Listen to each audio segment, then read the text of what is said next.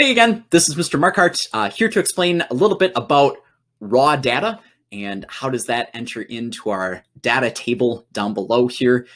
You'll see with this one, I'm using an example lab, a lab that I don't use here in ag science classes, but I did use when I taught biology in southern Wisconsin a couple years ago. So if I scroll all the way down here, I will be referring to then the data table part that we see kind of in this corner there. So if it's a remote location, and if you're doing this remote learning, or if you're just doing this for to catch up on some other classes, you've got two different types of data. One of them being qualitative, meaning things that we see or visualizations, and then one of them being, or the other being quantitative, or the numbers that go with the lab.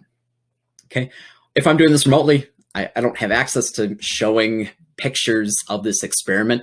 I might be able to find some information off of Google, and so I can be able to post pictures related to the content onto there.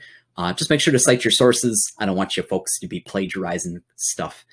For our quantitative though, we do not want to just make up numbers to go into this spot.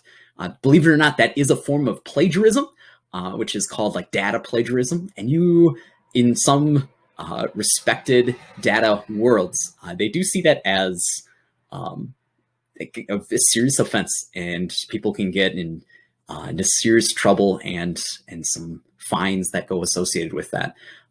In our case, we don't want to plagiarize because that's against our school code. And that would be the same thing as if you plagiarized on a essay or if you plagiarized on a math test, same kind of thing. So where do I get my data then, Mr. Markart? I have raw data. And so if I go back to my raw data tab, all right, I've got it. It's just in a different form. It's like I had a student do the lab for you and gave a narrative on what happened in this lab. And so it reads kind of like a narrative. I know it's a little dry to kind of read it straight like that, but it's the mode to be able to get this data in this kind of situation. So if I read through part one, I'm going through and it says, in the shuffling tests for trial 1, Lindsay was able to shuffle for 1 minute and 45 seconds. Right there. Okay, I've got Lindsay, I've got a trial 1, and it's 1 minute and 45 seconds.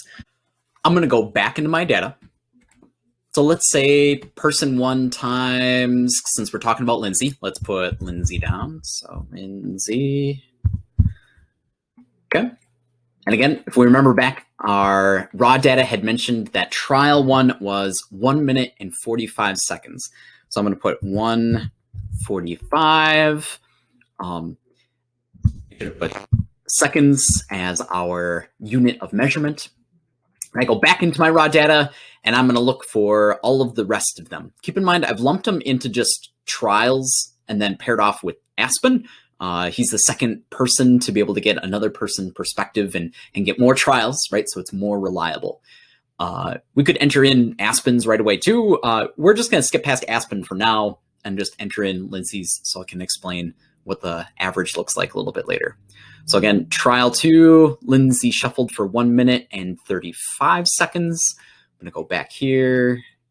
Okay, 1 minute, 35 seconds. Cool.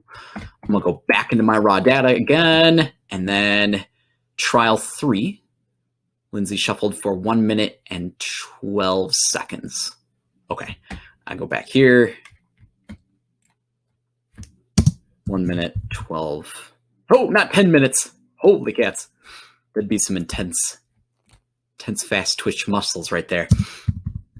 Okay, seconds. We find averages so that we take a bunch of numbers that was done through our data sets and condense them down into one best representative number.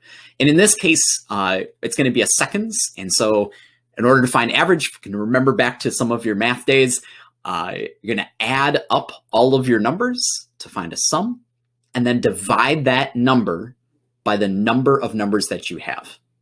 So what that means is I'm going to add up all of these 3 numbers, my minute 45, minute 35, minute 12, and I'm going to divide that by 3 because I have 3 numbers. So I've got my phone out here. I've already added all of those numbers, and I get 320 or 92, which is a little bit of an odd number. I know that, but bear with me on this. I'm going to divide that by 3, and I get 1 minute and 30, let's round up, 31. So I'm going to put 1 minute, 31 seconds. Nice. That way, when I'm going back into my conclusion, I can mention just one number from Lindsay instead of having to mention each one of those trials.